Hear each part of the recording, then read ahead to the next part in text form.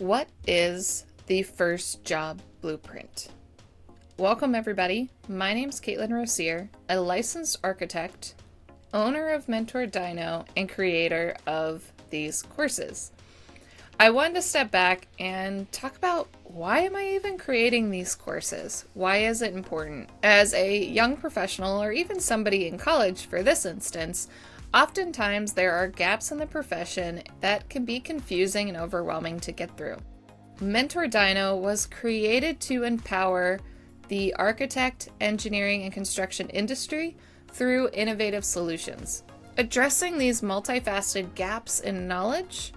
And our commitment is to elevate the profession as a whole by fostering a holistic and collaborative environment. The course itself is to really take all that confusion that comes with finding a first job and help bridge that gap so the road doesn't have to be so confusing and hard for you to find the spot that is best for you. But how do I do this? It is about giving you the tools and advice to make this confusing road a simple path for you to go on. Oftentimes you'll be going through and interviewing at multiple firms, and you'll also have different experiences along the way. You may have had job shadowing opportunities or internships where you learned about yourself so you understand what direction your road may want to take you at the time, so that you can help set up what you want out of the profession and what your goals are. So it is about giving you advice, tips, and tools today to help you for tomorrow. What is the First Job Blueprint course? It is not only to find a job, but it is about finding a job that aligns with you. And you may change over time, and you will be very different today than you are tomorrow, next year, and 5 years from now. My goals whenever I found my first job right out of school is very different than if I were to go look for a new job today. But the tools and techniques are the same regardless on where you are in the profession. So this could be a good tool if you are just looking for something new, because I don't go through everything just from academic portfolios. But it is about figuring out yourself and where you want to take your career, what you want to practice, what you want to work on, and where your passion lies. This is the window breakout for what you would see as a student. This one I would recommend the order that I suggest you go in. I will dive into the particular sections in a moment, but the window itself, you will have circles on the left-hand side. The circle will become full with a checkbox whenever you have completed that lesson. If the circle is half full, then you are partway through the lesson, regardless if it's a few seconds, halfway through, or almost done. And then an open circle is you have not completed that section yet, and there is a percentage complete on the right-hand side. But what exactly is in this section? So it is 2 hours of recorded content. You do have unlimited access, and you can go at your own pace, watch whenever you want. And the course is broken out into a couple different sections. So I do give you an overall introduction, what you're going to be looking for throughout the course, but giving you different blocks to go in, and trust me, go through the full process. The first section is really about reflecting and understanding yourself. Oftentimes you're going to just, okay, I need to write a resume and I need to just skip this step, but don't, because this will help you find the firm that best aligns with your values, but without having to create your own mission statement or your own value structure.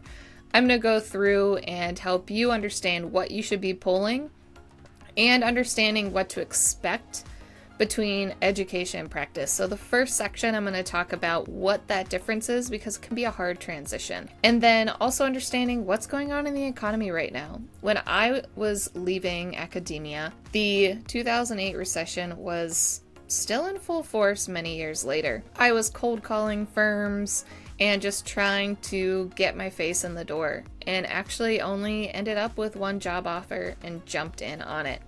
Whereas just a year or two later, it was booming of an environment, and professionals coming out of academia had loads of opportunities at a variety of different firms. So I talk about how that economy can change your viewpoint in going after firms and different work, and how you may need to be more strict on what you're going for or a little bit more open depending on the economy.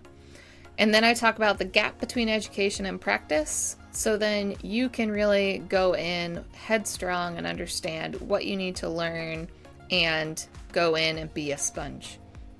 I will also talk about what are your goals right now, what are you hoping to learn, what are you looking for in a firm, how to set your priorities, and to reflect on what you've learned so far, whether that is just academia, job shadowing, an interview, or a job you've had prior. Then the next section's really on the main fundamentals you need to put together. Now, there is no perfect way to do any of these, but there is advice along the way. So I do go through how to prepare for a career fair, what you should be doing, how to go about it, no matter if you are looking for your first time job, just looking for an internship, or just practicing a career fair. I give you tips and tricks because I've been on both sides of the table. I will give you resume advice to what to put on your resume, how to understand it, what to go on there, and what can actually let you be a standout. I will also give you portfolio advice. Portfolios are really your own hand, and portfolios can be as different as you and me. And it is about figuring out what best speaks to you, that you don't need to put everything in a portfolio, and how you organize it based on how you want to talk about it. And finally, what to put in those pesky cover letters. Then the final section is once you've gone through all that stuff, let's talk about learn how to review different firms. I actually have a spreadsheet I use to evaluate different firms to understand the differences between them and to be able to figure out what aligns with my goals. I will also talk about compensation and what you can expect, how to review it, and understanding the different factors beyond salary. How you can leverage associations to find those opportunities that align best with your goals. How to prep for interview day, and questions to even ask in an interview. And then I round out by understanding the offer, where I talk about you need to fully understand what is in the offer and questions to ask. But this course is really meant to bridge that gap so you can go from being on the academia side to practice, understanding and giving the tools to help you along the way and putting together all the work you need to have, but being able to find a firm that fits you like a perfect puzzle piece, and understanding that they may be the perfect piece for you now, but as your priorities and goals change and as you learn about yourself through practice, that you may need to find a different puzzle piece along the way, or you may have lucked out and found that ideal piece to start out with. So I hope this first job blueprint is helpful for you in finding your first job, and not only a job, but a job that aligns with what you want to do in the AEC industry. So hope you guys enjoy this mini course on the first job blueprint.